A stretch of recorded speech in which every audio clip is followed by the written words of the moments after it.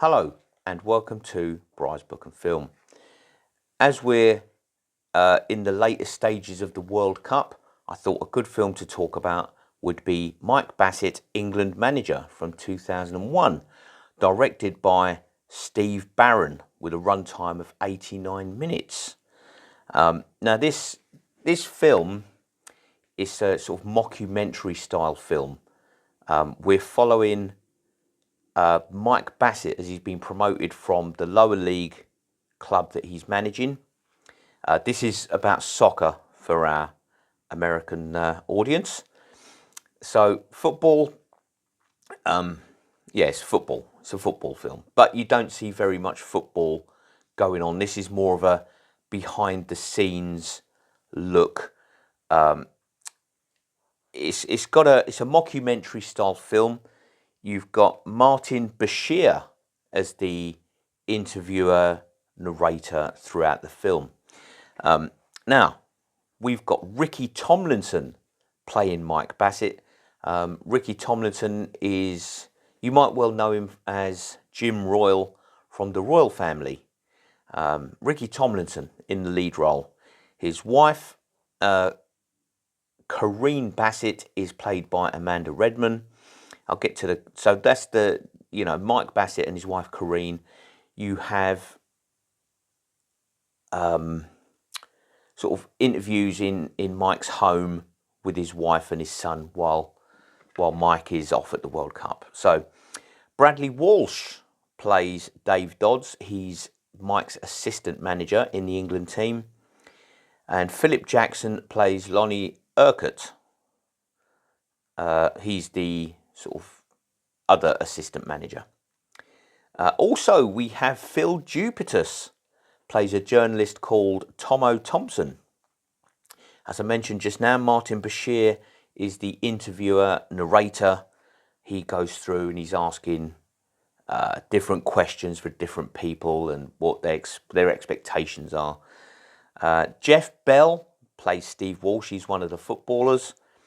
And Robbie G is another footballer. You'll recognise him as Vinny from Lock, Stock and Two Smoking Barrels.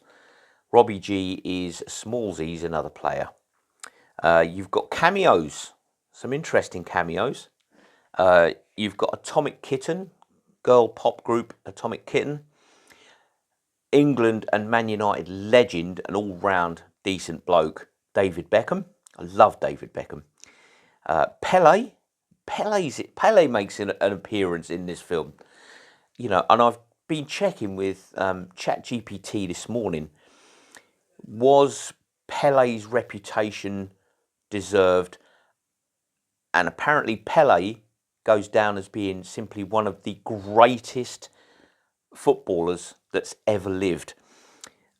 Also talking about the greatest footballers, or among the greatest footballers that have ever lived, you've got Maradona makes a cameo, and Gabby Logan. She's a pundit and she talks about sport. What Gabby Logan doesn't know about sports in general, and particularly football, isn't worth knowing.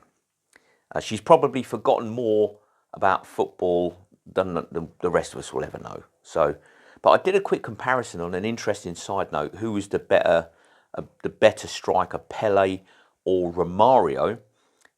Pele, as good as Romario was. Anyway, so I'm not going to get bogged down with a whole tangent on, my affection for Brazilian striker Romario. That's not what this is about. So it's a mockumentary-style comedy that follows Mike Bassett's selection from, I think he's at Norwich when he gets the call to be the England manager. I think it's the best of a bad bunch, and the FA are not too keen on having Mike Bassett. So like I said earlier, it's a lot of it is behind the scenes, before games, during the half time, the interval, afterwards, the press conferences where Phil Dupitus's character Tomo Thompson and the other journalists give the England manager a hard time. As we all know, the England manager's job is a poison chalice, and they can't do right for doing wrong. No matter what they do, it's wrong. the British media always seem to be out to get the England manager. They never want to support them, and even here it's the same.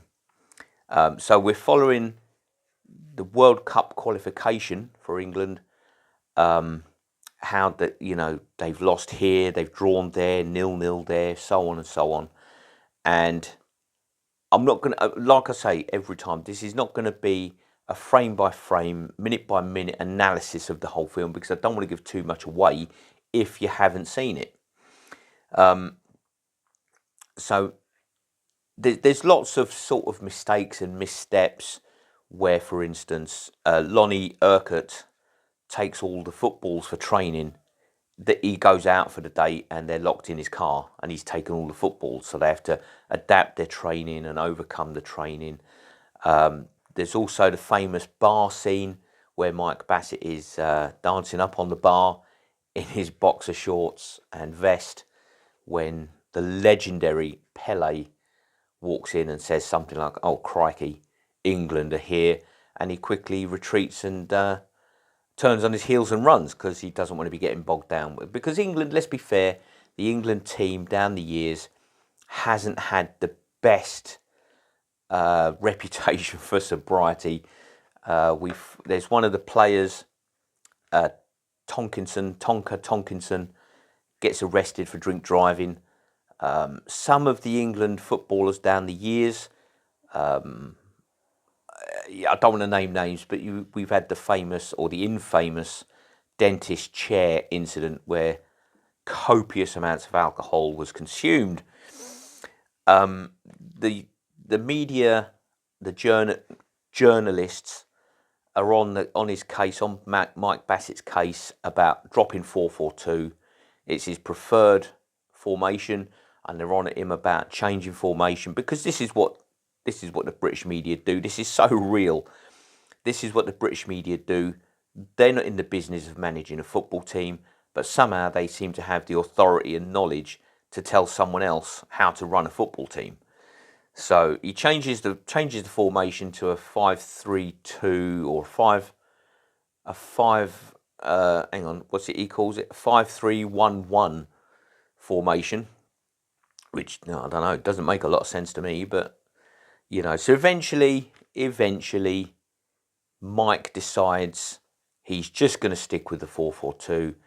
He's sort of putting two fingers up to the journalists and he says, I'm going to play what I want to play and be done with. The media, of course, are on his case about resigning because this is what happens. A football manager has one loss and it's right, you're rubbish, get out. So it's a very true to life, very accurate portrayal of life as the England football manager. If you think back to Graham Taylor, who was absolutely demonised, vilified and demolished by the British media in a shameless display of just hate, basically. So we've got a good strong cast there. It makes the film come together. It flows nicely. If you like the mockumentary style, the Office style, and I'm talking about the UK Office, the original Office, not the sort of the American one, but that mockumentary style, then this is a good film for you. Now the question is, could you watch this film with your gran in the room? And I think the answer to that question is a resounding yes. Yes, you could watch this film with your gran sat right next to you. With your gran in the room, yes, you definitely could. It is a good film, good clean family fun. Nothing too drastic. There's a few swear words throughout. The F word it sort of comes up now and then. It's not a profanity laced, every other word it begins with F, so it's a good clean family film. You could watch it with your gran in the room. I would recommend it, and I'm going to give this film, Mike Bassett, England manager, I'm going to give it 4 hot coffee cups on the coffee cup scale. 4. that's pretty decent. 4 hot coffee cups is a good yeah, that's a good rating. 4 hot coffee cups. That's an honest rating as well. So, Mike Bassett, England manager. Give it a watch. If you've seen it, then feel free to leave a comment. If you haven't seen it and you want to watch it, it's available on Amazon Prime, which is where I picked it up. I watched it on Prime. So yeah, just feel free to leave a comment on, because as I say, we are at the sort of end stages of the World Cup now, so it'll be interesting to see who comes out on top. So anyway, thank you very much for watching. Take it easy, and I'll catch you on the next one. Bye for now.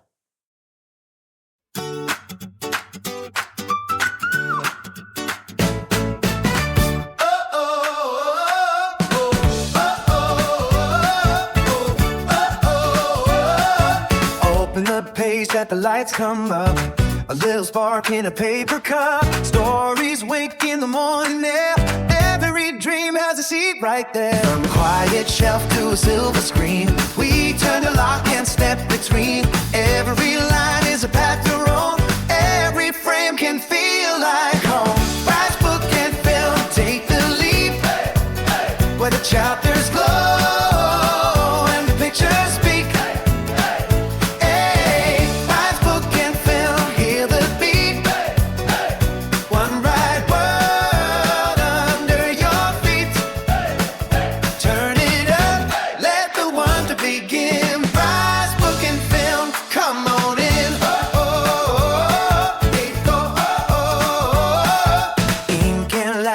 Perfect plan, but the first page and the final scene, and voices rise with a gentle spark, guiding us through the bright and dark, laughing loud in a midnight chase, finding hope in an unknown place. Words can dance and the frames can sing. That is the joy that a good tale brings. Rise, book and film, take the leap, where the chapters glow and the pictures speak.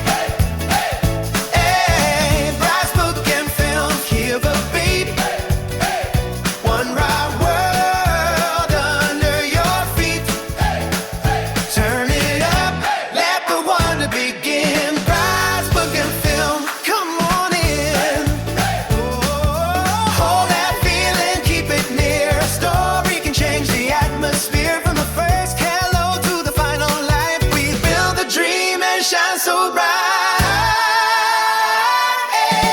rise, book and film, take the leap, where the chapters go and the pictures speak.